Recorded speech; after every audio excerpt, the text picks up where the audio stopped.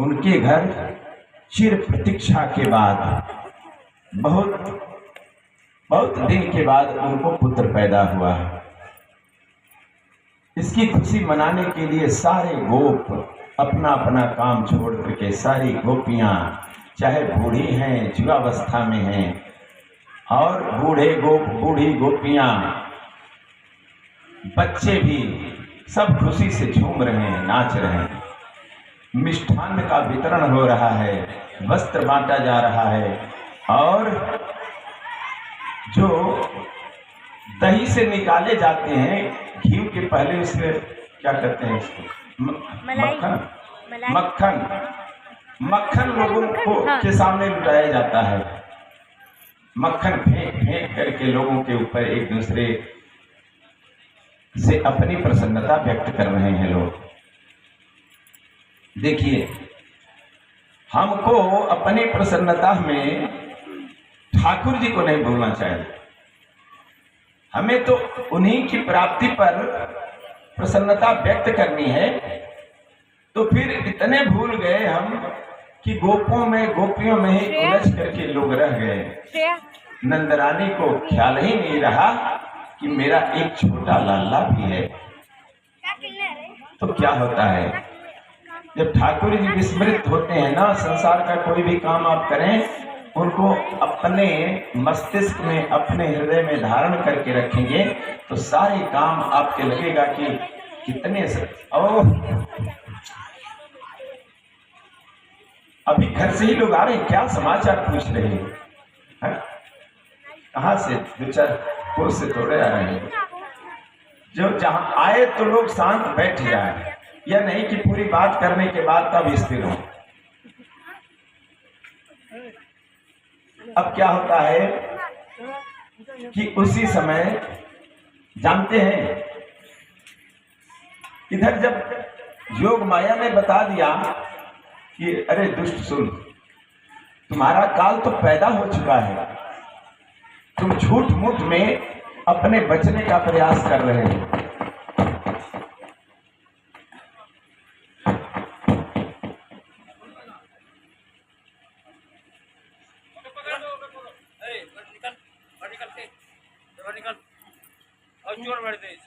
बैठक बुलाता है कंस, अपने मंत्रियों को, अपने सेवकों को, अपने घनिष्ठ मित्रों को बुलाता है, कहता है कि जिसके लिए हमने प्रयास किया बहुत, वह काल तो मेरा अब भी सर पर मंडरा रहा है। आप लोग कोई उपाय कीजिए, बताइए क्या किया जाए। हर लोग, जितने भी राक्षस हैं, दुर्दांत जो उसमें असुर हैं,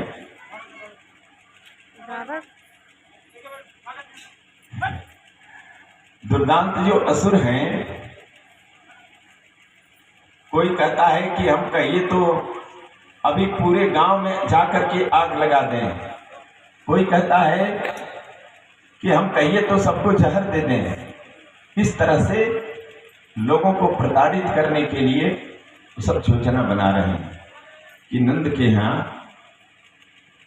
हम लोग चलेंगे और उत्पात करेंगे, वहां परेशान करेंगे लोग। पूतना कहती है आप क्यों घबराते हैं, अरे अभी उसको पैदा हुए कितना दिन हुआ, 3 महीना, 3 महीने से भी कम के हैं, तो अब पूतना आई है। अभी 3 महीने से कम हुआ, 5 महीने तक, 6 महीने पहले जो बालक पैदा हुए हैं, उन सबको मैं विष दे करके मार डालूंगी। देखिए, अपने यहाँ भी यह परंपरा है ना, लोहा रखा जाता है, आग जलाया जाता है, जहाँ छोटे शिशु होते हैं कि कोई महामारी ग्रह न आ जाए, कोई राक्षस प्रेत पिशाच न आ जाए, क्योंकि छोटे बालकों पर बहुत आक्रमण करते हैं। अब पूतना आई है तो वेश, कुलीन स्त्री का वेश बनाई है, पूरे आभूषण से सुसज्जित है, कोई यह नहीं कर सकता है कि यह राक्षसी है। अपने वस्त्रों में सुगंधित द्रव्य लगा करके और सीढ़ी जाती है घूंघट निकाल करके, लोगों ने कहा किसी की नई नवेली बहू होगी, किसी के घर की, जा रही है लाला का दर्शन करने, किसी ने रोका नहीं। अब चेहरा देखे तब तो रोके, उनका तो और सम्मान करना है। जो नई नवेली दुल्हन आई है अभी, छोड़ दिए लोग, चली गई, और जा करके उनको धीरे से उठा करके अपने आंचल में उसने छिपा लिया और लेकर निकल गई। जब निकल गई, कुछ दूर जा करके आकाश मार्ग में जाने लगी और अपने वक्ष से, अपने स्तन से उनका मुंह लगाया, जिस पर उसने जहर का लेप किया था। कोई भी उपाय हम करें, ठाकुर जी से ऊपर नहीं जा सकते। हमने बताया ना कि कोई ऐसा प्राणी नहीं है 84 लाख जोनियों में जो इस आकाश को बदल सके, इस शून्य की दिशा बदल सके, इसमें परिवर्तन कर सके। लेकिन लोग प्रयास करते हैं। उसने सोचा, यह नहीं जानती है कि ब्रह्मांड नायक अवतरित हुए हैं।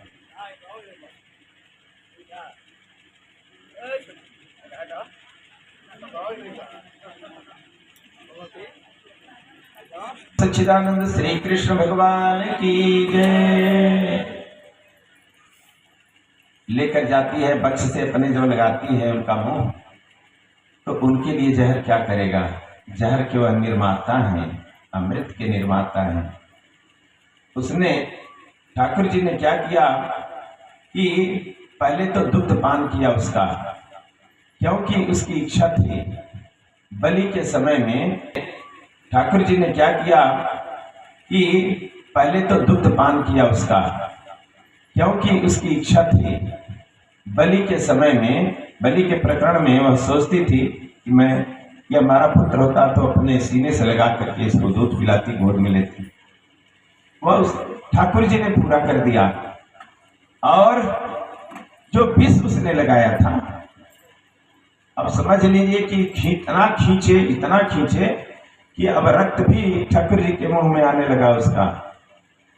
व्यथित होकर के कहती है कि छोड़ दो, छोड़ दो, मुझे छोड़ दो।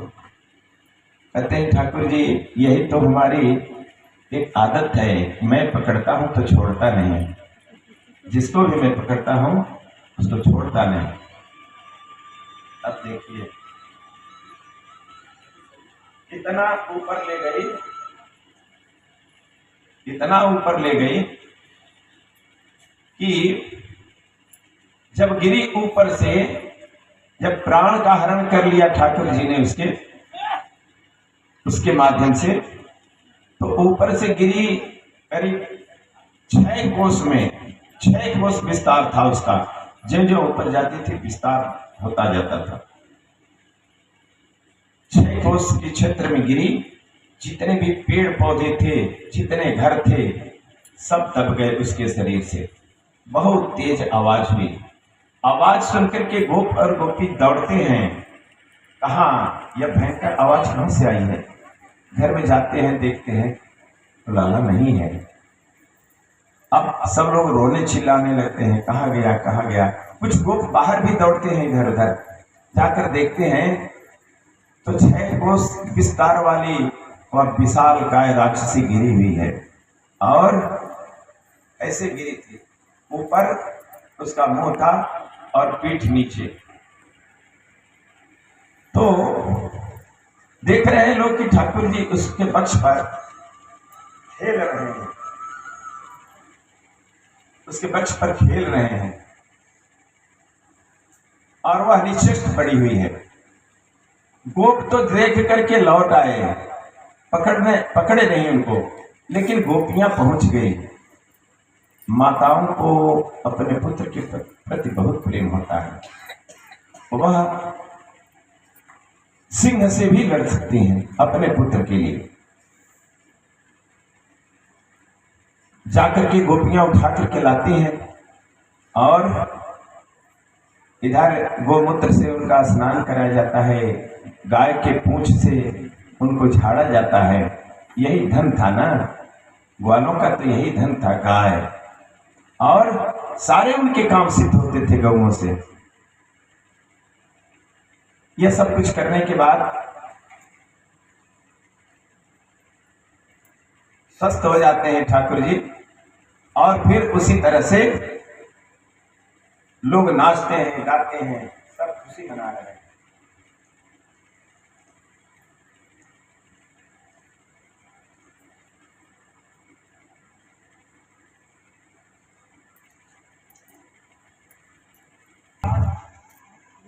दूध पिलाती हैं नंदरानी और सोचती हैं, बराबर उनके घर गोप गोपी आते रहते थे, सोचती थी कि अब ये सो रहे हैं, सोने का नाटक करते हैं ठाकुर जी। सोना देख करके उनको एक सकट के नीचे सुला देती हैं। सकट जानते हैं ना आप लोग? सकट कहते हैं गाड़ी को, जो पहले काठ की गाड़ी होती थी, बैलगाड़ी, काठ की पहिया होती थी और बैल खींचते थे। अब तो नहीं है, उसके बाद तो सब टालियां हो गई सामान ढोने के लिए। तो उसके नीचे सुला देती हैं और अपने घर के काम में लग जाती हैं। रोते हैं जब भूख लगती है उनको, रोते हैं, कोई सुनता नहीं है। अपने अपने प्रसन्नता में इतने लोग मस्त हैं कि कोई किसी की सुन नहीं रहा है। अब धीरे से पैर से स्पर्श होता है उस सकट का और वह उलट जाता है। राक्षस कई रूपों में आए हैं, कोई जानता नहीं था कि कौन कहाँ है। सकट में जो राक्षस बैठा था उसका प्राणांत हो गया। जब उल्टा हुआ सकट लोगों ने देखा तो कहा कि यह कैसे हो गया। छोटे छोटे जो गोप बालक वहां खेल रहे थे, उन्होंने कहा हमने देखा है, कन्हैया ने अपने पैर से इसको उलट दिया। लेकिन जो सयाने थे वो तो तर्क करते हैं ना, ठाकुर जी के नाम से सब कुछ संभव है। कोई आदमी यदि बहुत होशियार ने सीधा साधा है तो वह मान लेगा, लेकिन जो पढ़े लिखे लोग हैं अनेक तर्क करेंगे। नाम से कैसे होगा? रोटी रोटी कहने से पेट भरता है क्या? अरे रोटी जड़ पदार्थ है और नाम अक्षर है, उसका कभी क्षय नहीं हो सकता, नाश नहीं हो सकता है। यह नाम है, नाम आकाश है। नाम और रोटी को एक नहीं कहा जा सकता है, नाम लेने से सब कुछ हो सकता है। देखिए